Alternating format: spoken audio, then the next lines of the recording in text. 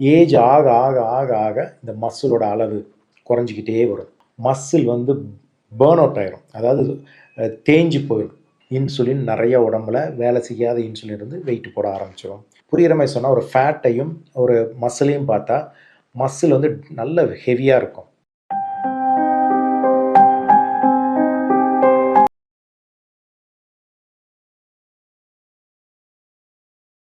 வணக்கம். நம்ம இன்றைக்கி பார்க்க போகிற வீடியோ தலைப்பு என்னென்னா வெயிட் ரிடக்ஷன், அதாவது வெயிட்டை குறைக்கிறதுக்கு மசிலோட மாஸ் எவ்வளோ இம்பார்ட்டன்ட், இல்லை மசில் பில்டிங் எவ்வளோ இம்பார்ட்டன்ட் அப்படிங்கிறது.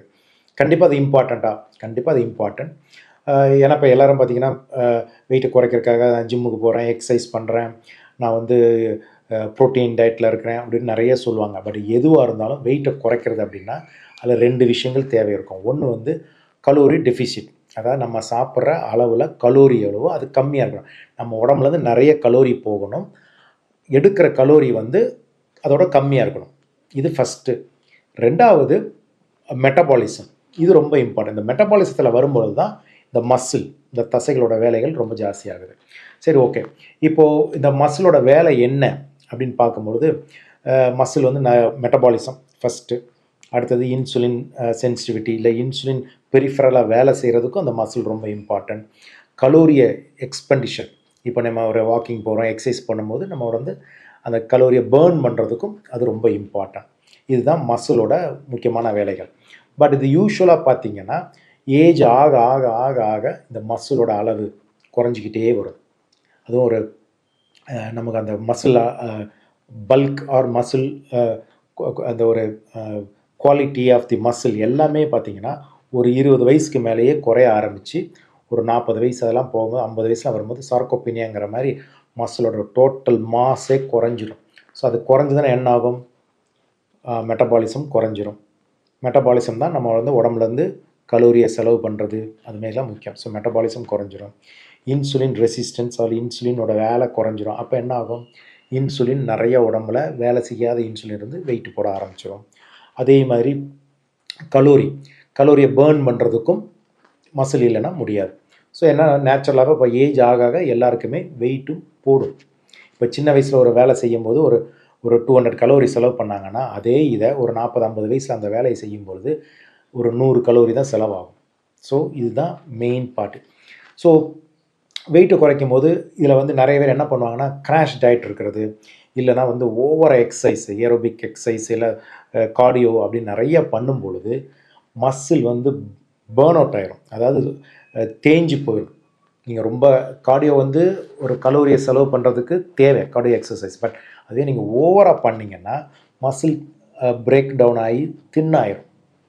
அதே மாதிரி தான் நீங்கள் ஸ்டார்வேஷன் அப்படியே பசியில் சாப்பிடாம, கம்ப்ளீட்டாக சாப்பிடாமல் இருக்கிறது, கலோரியை ரொம்ப டெஃபிசிட்டாக போகும்பொழுது ப்ரோட்டீன் இருக்காது. ப்ரோட்டீன் இல்லைன்னா நம்ம உடம்பு என்ன பண்ணும்? நம்ம மசிலை உடச்சி அதுலேருந்து ப்ரோட்டீன் எடுக்கும்.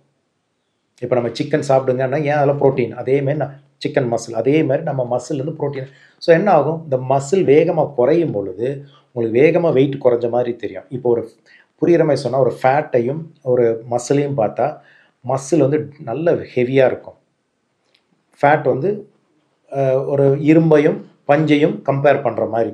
ஸோ மசில் தான் நல்ல வெயிட். இதுதான் பார்த்தீங்கன்னா நிறைய பேர் எக்ஸசைஸ் பண்ணி வெயிட்டை குறைக்கும் போது முதல்ல அவங்களுக்கு வந்து வெயிட் குறைஞ்ச மாதிரியே தெரியாது, அதே வெயிட்டில் இருக்கும். ஆனால் உடம்புல நிறைய மாற்றங்கள் தெரியும்.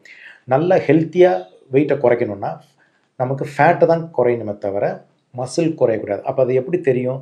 முதல்ல இன்ச்சஸ் உங்கள் வந்து பாடி வந்து சுருங்கின மாதிரி தெரியும்.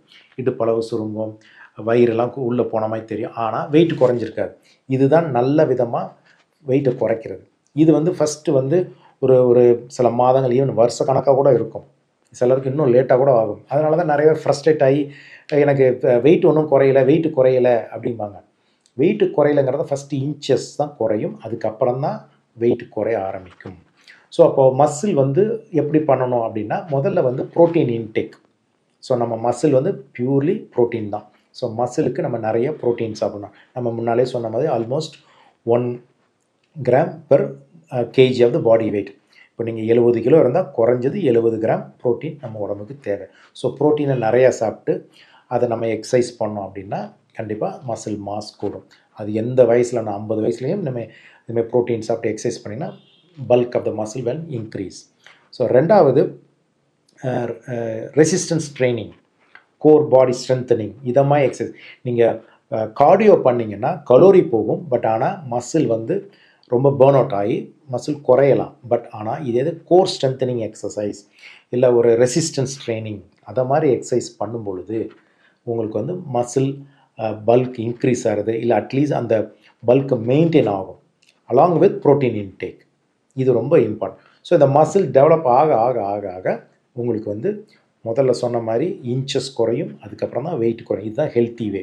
இல்லை வேகமாக அந்த மசில் குறைஞ்சா என்ன ஆகும்னா அப்படியே ஒரு மாதிரி சூம்பி போன மாதிரி, அப்படியே ஒரு மாதிரி மூஞ்செல்லாம் ஒடுங்கி போய் ரொம்ப ஒரு சிக் லுக். அதாவது வெயிட் குறையும் போது பார்க்க நல்ல ஹெல்த்தியாக வெயிட்டை குறையணும், ஃபேட் தான் குறையணும், ஹெல்த்தியாக வெயிட்டு குறையணும். பட் ஆனால் மசில் குறையும் போது ரொம்ப ஒரு மாதிரி டயர்டாக சிக்காக உங்களால் ஒரு மொபிலிட்டி, அதாவது உங்களுக்கு வந்து நடக்கிறது போகிறது எல்லாமே டயர்டாக ஒரு மாதிரி ஒரு இது வந்துடும்.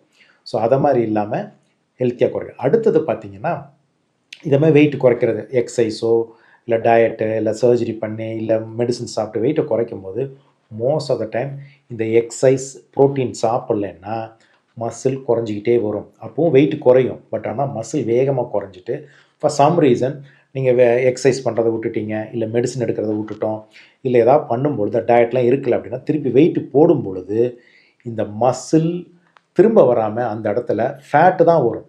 ஸோ போன மசில் போயிடுச்சு, பட் அதுக்கு பதிலாக ஃபேட்டு வரும்.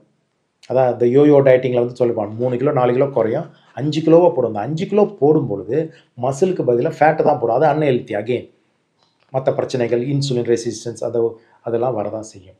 ஸோ அதனால் muscle mass R muscle bulk இல்லை மசில் டோன் இது எல்லாமே வெயிட்டை குறைக்கிறதா இருக்கட்டும், ஹெல்த்துக்காக இருக்கட்டும், இல்லை இன்சுலின் ரெசிஸ்டன்ஸ், டயபெட்டிஸ், இது எல்லாத்துக்குமே ரொம்ப முக்கியம். அதில் கலோரியை செலவு பண்ணுறதுக்கும் அது ரொம்ப முக்கியம். ஸோ வெயிட் ரிடக்ஷனில் கண்டிப்பாக மசில் மாஸ், மசில் டோன் ரொம்ப முக்கியம். வெயிட் குறையும் போது முதல்ல இன்ச்சஸ் குறைஞ்சி அதுக்கப்புறம் தான் வெயிட் குறையணும். அதுதான் ஹெல்த்தி வே. தேங்க்யூ.